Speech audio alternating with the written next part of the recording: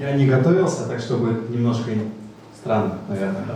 Так, давайте, да, что сегодня будем говорить? Я расскажу немного о себе, я расскажу, почему я здесь сейчас, и надеюсь, там, могу, может быть, замотивировать кого-то, может быть, ответить на ваши вопросы, да, в целом так.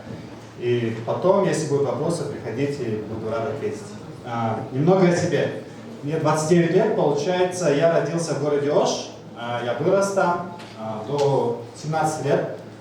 Где-то в 9 классе я перешел в турецкий лицей, потому что я хотел учиться в Америке. Я знал, что если я буду учиться в Америке, мне нужен хороший английский язык, и я должен быть как бы лучшим в стране в чем-то. Я не знал в чем, я знал, что я должен быть лучшим в чем-то. Может, это будет там бег, может быть спорт, да, какой-то, может быть там наука, но я хотел быть лучшим в чем-то. Пошел в школу и выбрал факультет, ну не факультет, выбрал там 2 предмета, у меня была физика, как у СН, да, или химия выбрал. И мы вот думали, куда мне пойти. И мой друг в школе пошел на физику, я не хотел с ним соревноваться, я выбрал химию, и только в 9 классе я начал как бы усердно заниматься. До 9 класса у меня вот по химии в 8 классе в дневнике есть тройки за четверть. Да, и вообще, кто учился в Агахану, учительница прямо вот знает, что я плохо учился. И потом в 9 классе просто какой-то такой, да, включатель сработал, что если я сейчас поработаю 2-3 года, то я смогу проучиться в Америке. И получается, вот я засел, из 9 класса до 11 класса я занимался очень-очень усердно. В 9 уже, получается, 9 месяцев. И это совсем реально, да, это не, я не говорю, как будто я там какой-то гений, да. Реально, вот ребята, как Эссен, вот, нас таких ребят было очень много. С разных этих, да, бэкграундов, да. Кто-то там с Аша, кто-то с Каракола, кто-то с Козылки. Ребята были отсюда, и все, но у них была такая вот мотивация внутренняя, своя мотивация достичь чего-то. Да, пойти выступить за Кыргызстан, показать какие-то крутые результаты на Олимпиаде. И вот мы этим все горели, занимались, в 9 классе съездил на Олимпиаду, взял медаль, в 10 классе съездил на Олимпиаду, взял медаль. И потом получилось, что уже к 11 классу я знал, что я буду поступать в Америку, подготовился. И самый большой мой плюс, когда я поступал, был именно знание английского языка. Это не там, и знание себя. Да, это не было там, что я был лучшим в стране по химии, это было то, что я знал, что я хотел тогда. И, наверное, вот этот вот самый главный вопрос у вас должен быть. Вы себя понимаете, что вы хотите сейчас делать? Зачем вы программистами хотите стать, да? Если вы это понимаете, то это круто, да? То есть вы должны понять, зачем вам это вот вообще нужно, нужно ли это вам, да? И вот я пошел, получается, поступил в Америку, первый курс, пришел, я не хочу делать химию, я не хочу делать программирование, я не знаю, чего я хочу, да? И целый год я вообще не знал, я просто на все уроки ходил, архитектура, экономика, там, думал, может быть, сразу даже в космос полечу, да, вот. Ну, там нельзя, оказывается, потому что там у тебя в НАСА должно быть американское гражданство. И я думал, чем я хочу заниматься. И потом я понял, что мне нравится решать задачи, а в программировании это очень прикольно, да, в программировании ты там сел, что-то там 2 часа кодировал, у тебя какая-то игрушка пошла, начала двигаться. Что-то там решил, смотришь, ты кому-то там помог у себя там на уроке, да. И вот мне понравилось программирование. И потом вот так-то вот начал я как-то, меня это заинтересовало, но сразу скажу, я очень фиговый программист. Все ребята, которые сейчас со мной работают, наша команда, вот, я самый-самый лучший программист в команде. Я могу вот просто сказать, я знаю людей, которые в Кыргызстане, сотни людей, которые лучше умеют программировать и решать вопросы быстрее, чем я, да? Поэтому нужно знать свои сильные стороны тоже, да? И получается, вот, я пришел в программирование, я знал, что, и это вот большой урок, это то, что программирование это уметь пользоваться Гуглом и читать. Я не понял, что такое Object Oriented Programming, что это такое? Пошел, прочитал. Там нашел в Википедии статью, нашел где-то еще статью, прочитал то, пошел третью, 4-ю статью прочитал, да? И ты, получается, вот так вот как-то себе формируешь какой-то рисунок, начинаешь какие-то программы писать, потом начинаешь что-то делать там, да? И, ну, мне повезло, потому что когда вот ты учишься там в топовом вузе, то, в принципе, они тебе говорят, вот, проучи там алгоритмы, проучи там дата-структуры какие-нибудь, проучи вот эти 3-4 предмета, потом придут все большие компании и будут у тебя брать интервью. То есть у меня была, вот история у девушки до меня была совсем другая, да? У меня было, то есть, ко мне приходили там Apple, Facebook и Google, и я просто приходил, сдавал свои эти экзамены, и такой Microsoft говорит, да, ну пойдем с нами работать. Да? Вот. И получается, во втором курсе я пошел, проработал 3 месяца в Microsoft, и это был очень прикольный опыт, потому что ну, я работал над Bing Search, да, и получается там мне нужно было тестировать какую-то там систему, где там сотни компьютеров, и ты там что-то строишь, и это классно, да, потому что ты работаешь над таким distributed system, и что-то там крутое делаешь, и это мне было очень весело, но получается вот за 3 месяца все, что я сделал, это вот одну систему круто прокачал, 100 компьютеров, и я стал, может быть, разбираться в этом, да. А потом я понял, блин, работать в большой компании это классно, у тебя есть все, у тебя есть зарплата хорошая, да, у тебя есть там, они тебе дают там весь пакет соцуслуг, да, такие, там, медицинская страховка, там, походы там, в спортклубы какие-нибудь. И у тебя, ты в большой компании, что классно, ты становишься крутым специалистом в очень узком деле. Да? Я, вот, когда я заканчивал университет, у меня был как раз таки оффер, да, с Microsoft, и я мог пойти работать, это был 2012 год, я мог работать на Windows 10, да?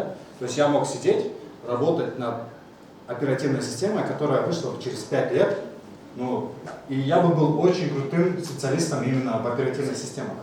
Но мне это было как бы, вы должны поэтому себя понимать, вам это вообще интересно, работать над этим, да? Я понимал, что я не хочу сидеть там в подвале, работать, создавать оперативную систему, потому что мне это не совсем интересно. И я думал, что было бы круче, что для меня. То есть я не говорю, что для себя, да? И потом пошел работать в игровую компанию Zynga. И там была совсем другой опыт, компания уже не как Microsoft, где 100 тысяч человек, там только 500 человек, да? И там ты работаешь над какой-то системой, которой пользуется уже 1 миллион человек, там, если ты делаешь ошибку, то какой-то шейх там где-то там теряет большие деньги за тебя, да, в игре. И ты думаешь, ну это тоже классно. И ты видишь вот среднюю компанию, которая, в принципе, когда я пришел туда, это 3-й курс был, там была, она стоила 500 миллионов долларов, когда я уходил оттуда вот, через 3 месяца, она уже стоила 3 миллиарда долларов. Да? То есть ты видишь, как компания за 3 месяца так быстро растет. И ты думаешь, блин, вот 500 человек взяли из 500 миллионов долларовой компании, сделали 3 миллиарда за вот такой короткий срок. И в этот момент я хотел, ну как бы, я думал, круто, а давайте теперь попробуем пойти еще меньше. Пойти в какой-то стартап, где сидят 5-6 человек, да, и они создают из ничего следующий Facebook. Да, и так я оказался в компании Loco. Ну, как вы понимаете, когда тебе 21-22 года, ну, если ты там не какой-нибудь Зукерберг или Билл Гейтс, который программирует 6-7 лет, да, ты никогда не будешь там самым крутым программистом, да. И я пришел, ну, у меня было желание научиться всему этому, да, и было желание как бы работать с топовыми людьми. Я пошел в Loco, и наша компания там 2 года мы проработали, мы выросли, и через 2 года эту компанию выкупил за 70 миллионов долларов GoDaddy. И после этого началась компания B12, где я сейчас работаю последние 4 года.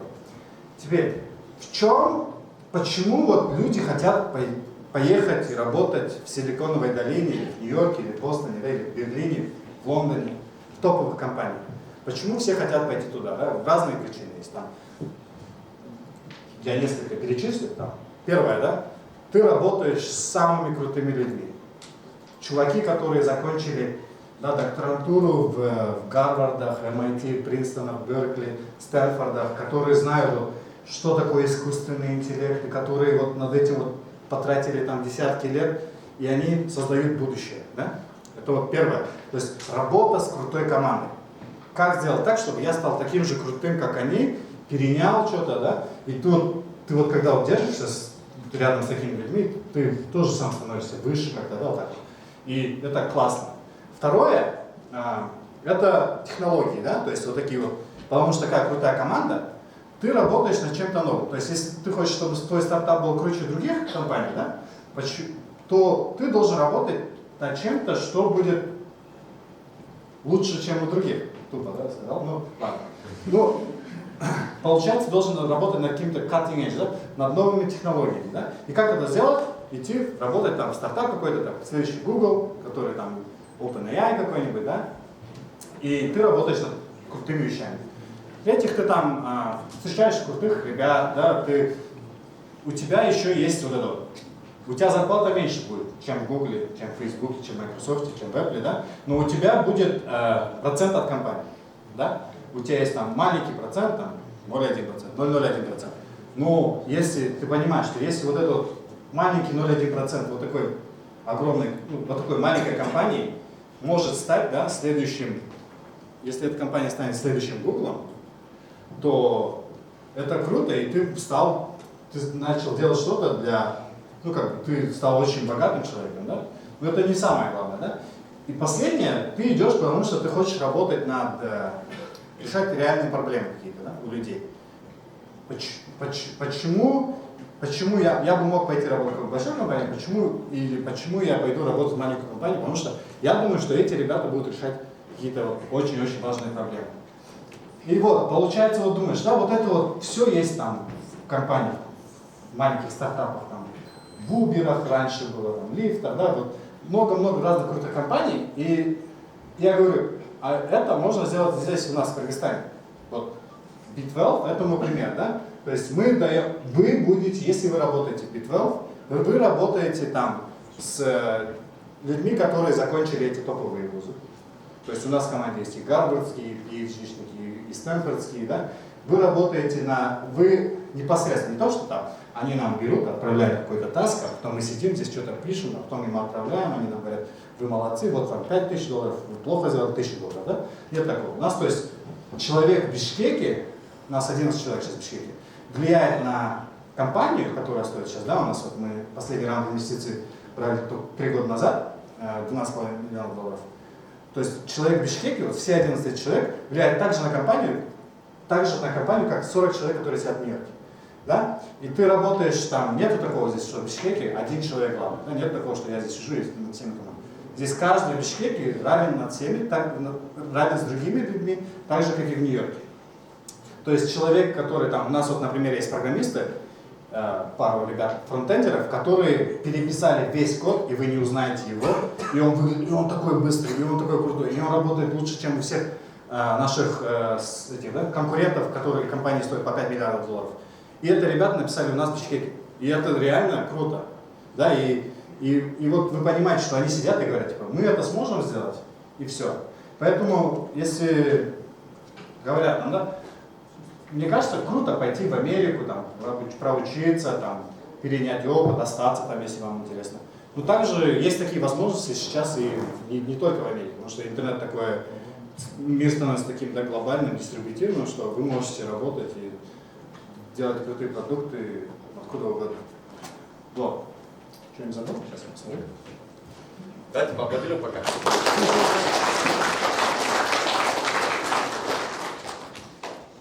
Нет, все. Ребят, видите.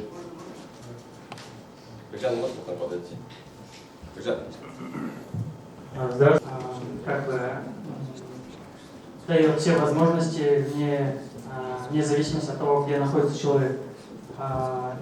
Больше всего вы заинтересовали своими возможностями и хотел бы спросить, как можно попасть в вашу команду, что для этого нужно сделать? Да. Первое, да, вот про нашу компанию я немного расскажу. B12, я сказал, 11 человек, из них у двоих, кроме меня, у двоих есть дипломы программистов. У 4 есть дипломы в целом. Да, и мы вообще не спорим на это. И для нас самое главное даже не... сейчас мы набираем больше опытных ребят, да, потому что, чтобы такую команду в стартап, нужно, чтобы человек уже был либо подготовлен, либо очень быстро учился. Да, это не всем дано. И поэтому у нас, я бы сказал, 3 главных критерия. Первое – это технические способности. Второе – это английский язык. И я советую, еще раз повторюсь, английский язык очень-очень важен.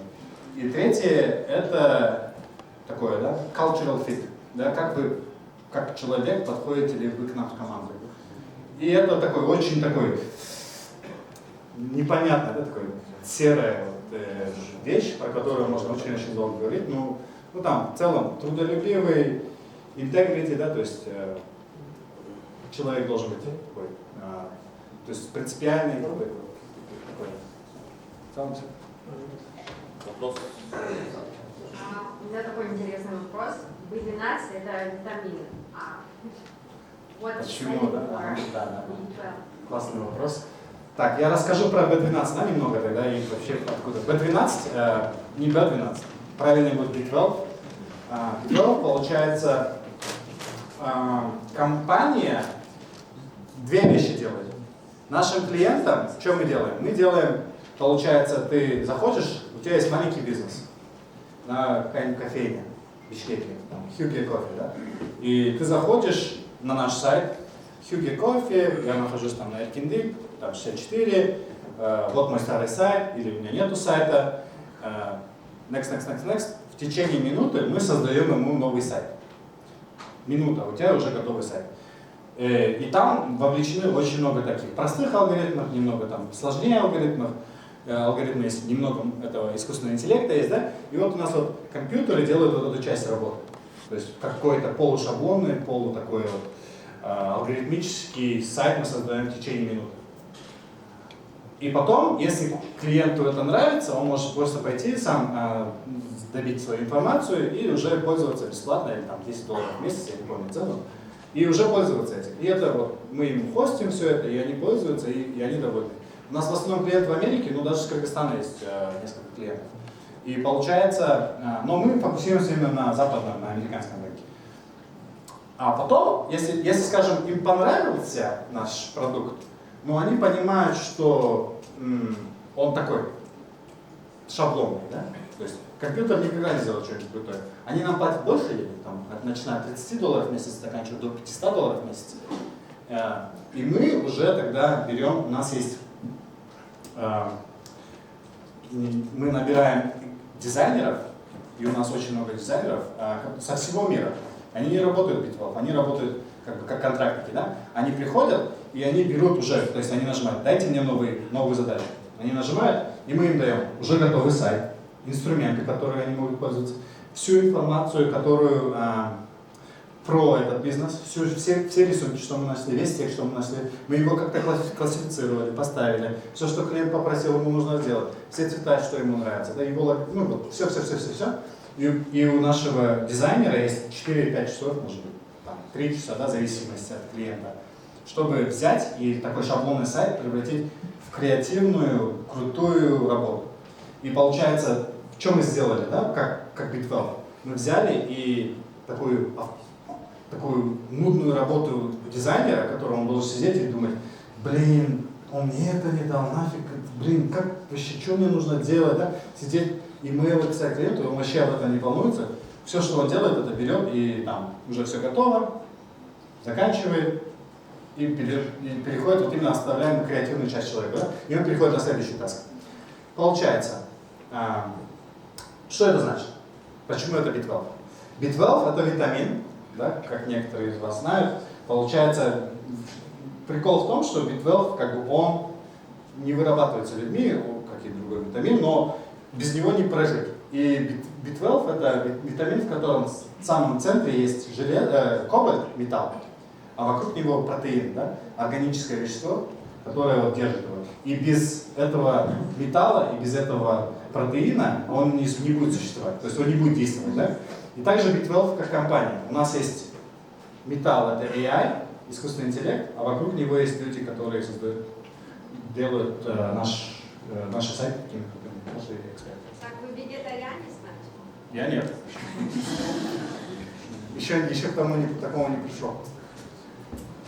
Здравствуйте. Да, здравствуйте. Я хотела продолжить вопрос.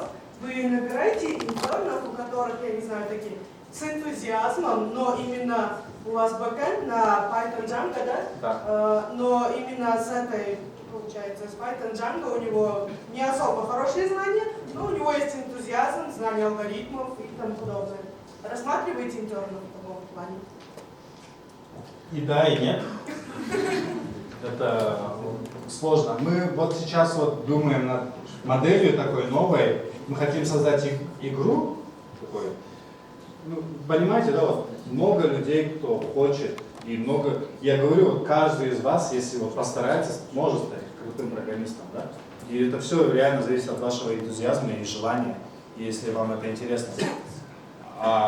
Просто у нас нету времени, у программистов, да, наших, нету времени сидеть и помогать менторить человека. И это очень, потому что это тяжелый труд, чтобы взять и вырастить крутого специалиста. И мы пока что не на таком, да, уровне, как компания, чтобы уделять столько времени. Мы взяли, особенно тяжело именно на бэкэнд части, я бы сказал, у нас сейчас, потому что у нас в Бишкеке особенно больше фронтенд инженеров. Но мы хотим создать игру, не создать игру, такой конкурс, скорее всего, скоро объявим, который будет там 3 месяца, и вы будете писать своего робота, ну, симуляцию, да, играли казаки или Age of Empires. Получается, вот в такую игру, где не вы играете игру, а играет ваш робот, ваш AI, ваш, да. И мы хотим сделать такой, да, конкурс, и чья команда победит, скорее всего, там будут денежные призы и интерншип. Топовая компания, Бишкека. Команды участия будет, да? Нет, от 1 до 4 человек. Да, это, ну, как бы, есть Battlecode, ну, это мы, скорее всего, из него возьмем. Battlecode — это вот MIT-шный competition, да, конкурс, где они за месяц это делают, но в конце этого месяца там приходят все топовые компании мира и смотрят на этот турнир, и кто выиграет турнир, они там получают $50 000 и работают там в Dropbox, в Facebook. Добрый день. Ваши взгляды по криптовалюте именно в Кыргызстане? Ну, прелесть криптовалюты в том, что, да, она связана с интернетом, поэтому в Кыргызстане, не в Кыргызстане, без разницы. Ну, технологии блокчейн зайти в будущее, я в этом не сильно разбираюсь, поэтому не могу много чего сказать. Ну, я прочитал, может быть, там книжку, 2, и вам посоветовал, там есть Bitcoin стандарт, есть хорошая книжка, которая объясняет людям про что такое криптовалюта, что такое биткоин, что такое блокчейн. И, ну, как бы, будет интересно прочитать, узнать.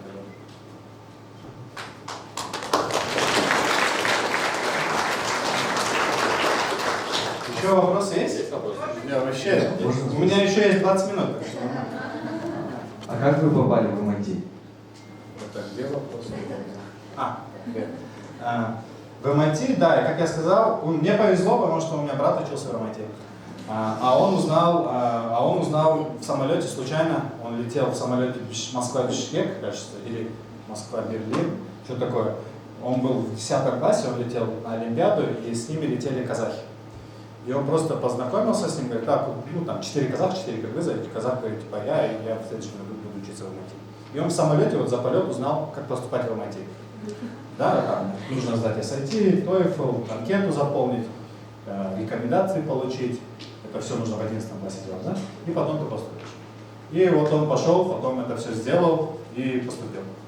А мне уже было намного легче, то есть я уже знал, что нужно делать. То есть я знал, что в 10 классе я уже должен ехать на Олимпиаду, получать медаль, чтобы в 11 классе подавать в университет. Ну, вопрос, еще добавить, да? То есть в MIT международных студентов поступает 120 человек в год.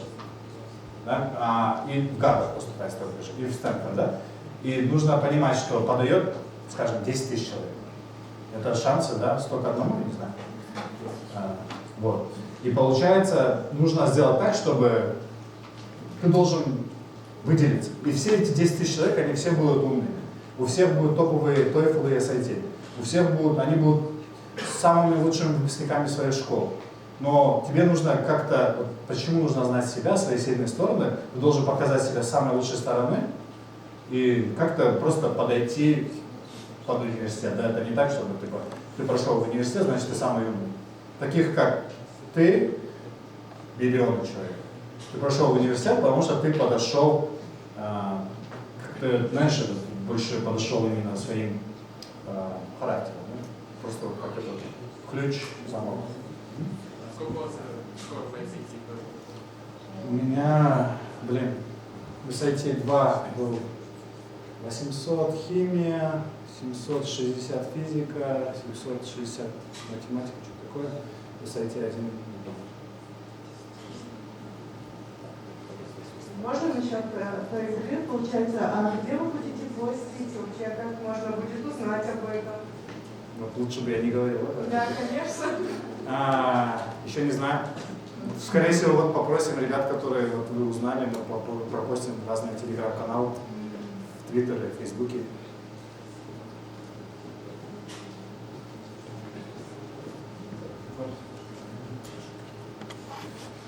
Здравствуйте. Назовите, пожалуйста, топ-5 ошибок начинающих программистов, которые мешают им потом освоиться в этой сфере. Ну, я не знаю про топ-5 ошибок, я могу сказать, что бы я сделал чуть по-другому. Да? Мне кажется, самое первое, это вот у всех бывает, у всех, особенно начинающих программистов, это вот ты тупо думаешь, что я тупой. Блин, я не могу это решить, вот я никак это не сделаю. Вот не могу. Вот. Блин, это вот только чуваки там умные могут решить. Да? И вот в этот момент нужно понимать, что нет, ты молодец, да, все круто. И просто начать вот как-то разбирать вопрос, да, то есть почему это не работает, откуда это не работает, что это, может я чего-то не понимаю, если я не понимаю, может я должен это прочитать сперва, да, прочитал, вернулся, решил, добавил принт-стейтмент, прочитал, вернулся, да. И вот это самая большая ошибка, что люди вот себя начинают нагнетать, вот именно нагнетать, типа, блин, я тупой, это не мое. Да, вот я 2 месяца проучился, и у меня ничего не получается. Но я говорю, у меня вот первые 3 теста по информатике было 9 из 100. 9, 10 из 100. Первые 3 теста вот за 3 недели. А потом что-то там 20, 30, 40, вот это уже интересно, да? Ну, поэтому вот это вот, не нужно, вот, не получается, это не значит, что там ошибка в тебе, а это больше значит, что не хватает где-то знаний, и нужно это, да, ну, как бы укреплять свои базовые знания. Второе, это иметь хорошего ментора, я думаю, важно. Да, человека, который через это уже проходил, человека, который уже этим занимался, чтобы он мог там подсказать, там, типа, ну, сделай первый сайт, там, сделай там бэкэнд, фронтэнд, там, сделай то-то, то-то, да, попробуй стажировку здесь, или там напиши второй проект, что-то с этим связано, да. И вот так вот человек, который бы помогал тебе, и там, которому ты можешь показать код, сказать, а что я здесь неправильно сделал, можешь комментарии какие-то дать. Ну, если такой человек есть, то это хорошо для роста, потому что он какой-то вот компас, да, в правильном направлении тебе помогает двигаться. Вот.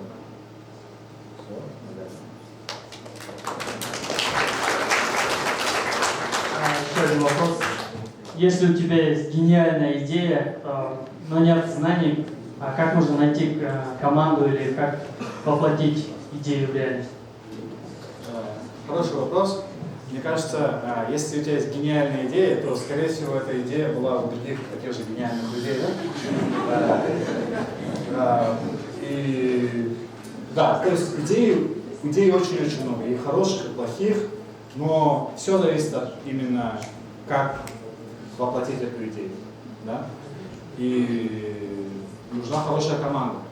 В Кыргызстане нужны хорошие деньги. То есть в Кыргызстане мне сложно, кажется, начать свою компанию без, ну как бы, в Америке это уже вот здесь вот вечерные фонды, деньги, там, раунды инвестиций, да?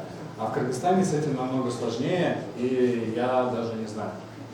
Я бы советовал, и в Казахстане ребята что делают, и в Кыргызстане делали, пытались, по крайней мере, найти хорошего программиста, 2 вместе начать, который вы все вовлечены в идею, вы прямо этой идеей горите, вам это нравится, это круто, и что-то сделали, подали на акселератор, инкубатор где-то в Германии, либо в Лондоне, либо в Америке, прошли 3-месячный курс, там они вас обучат, найдут вам инвесторов, найдут вам правильных клиентов, и уже оттуда можно двигаться.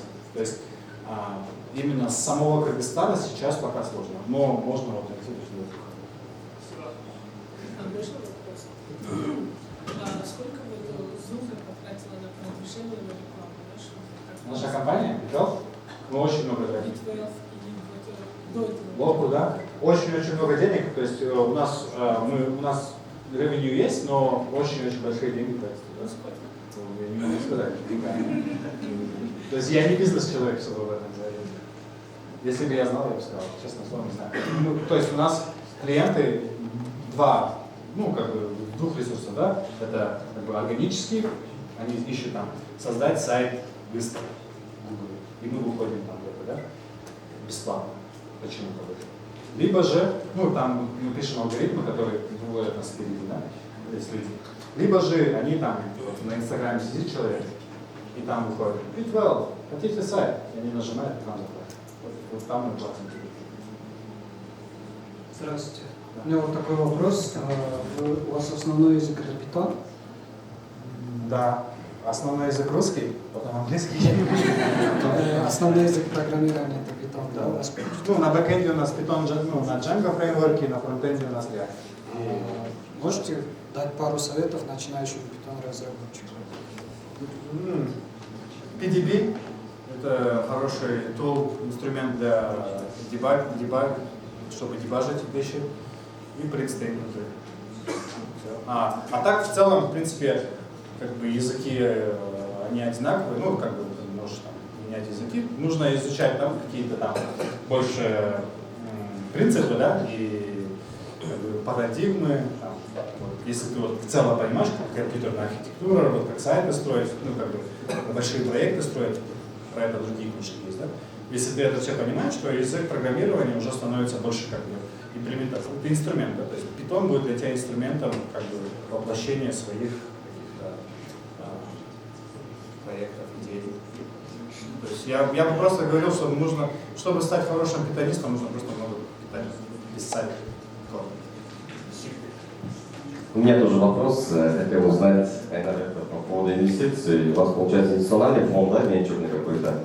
И какие этапы были, и как долго промежуток привлечения инвестиций, окупаемость этапа это 3 года или 5 лет в Америке? Это как у вас?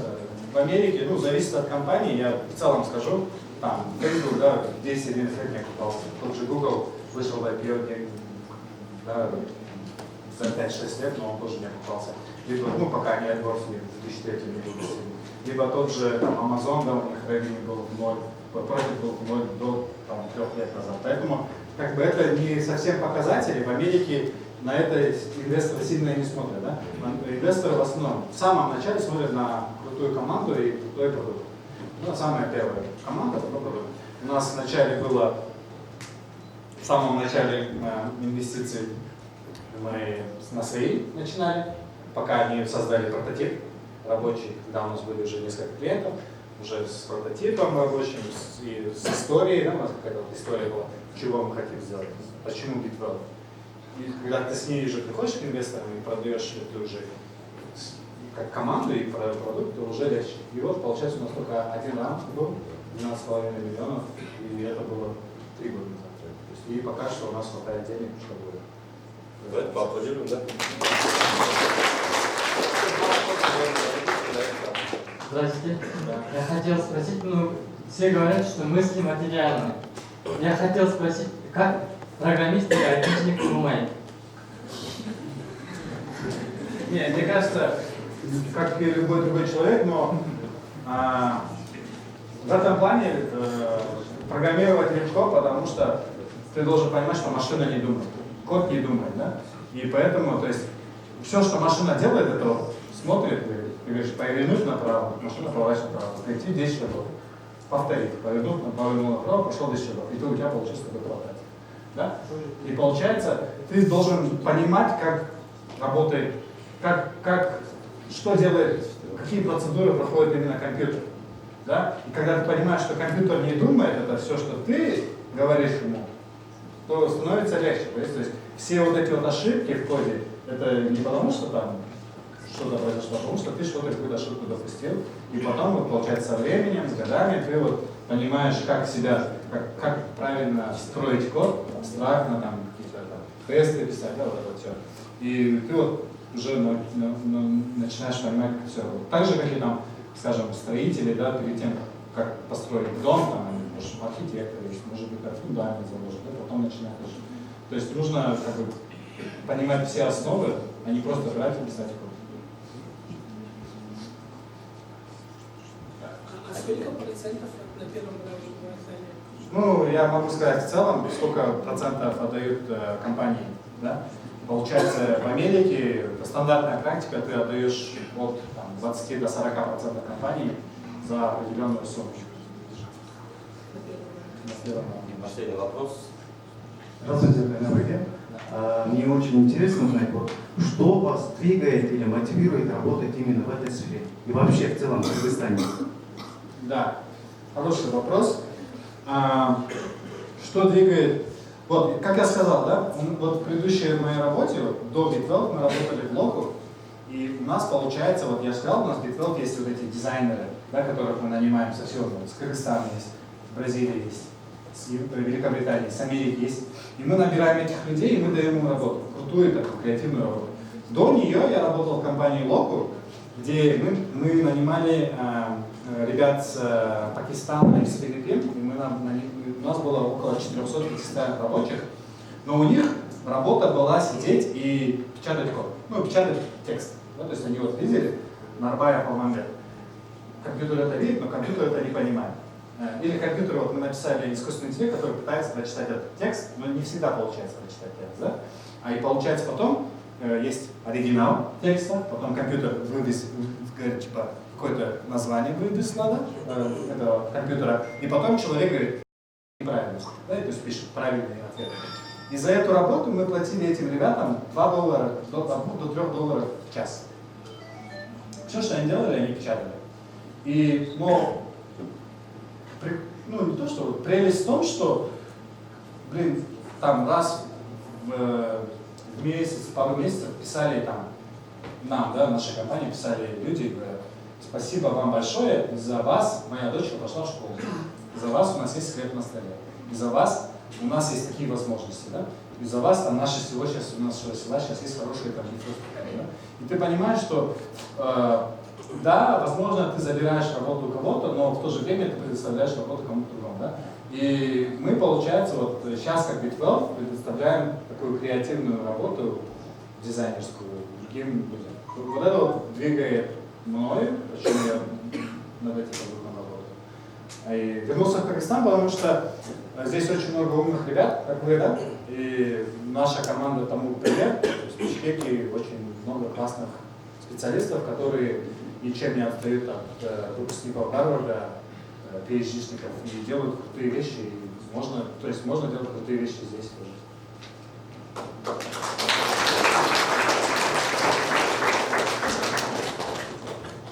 Большое спасибо, Хайдар. Давайте сейчас все спикеры выйдем, я подарю это от нас. Спасибо большое, и наша фирменная футболочка, и фото.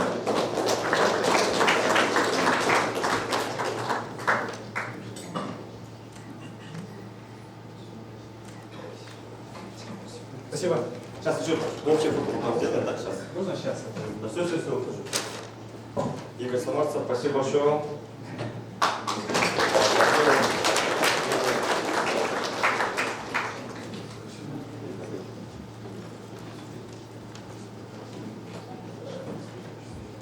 Сейчас, ребят, не уходите, еще будет важная новость.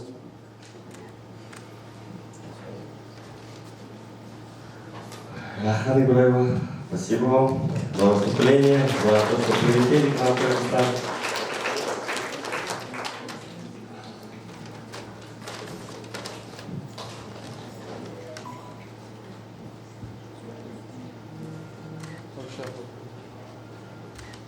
И общее фото давайте сделаем спикеров.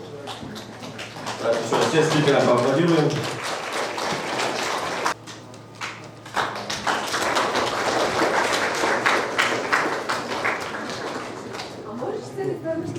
Наш партнер СН.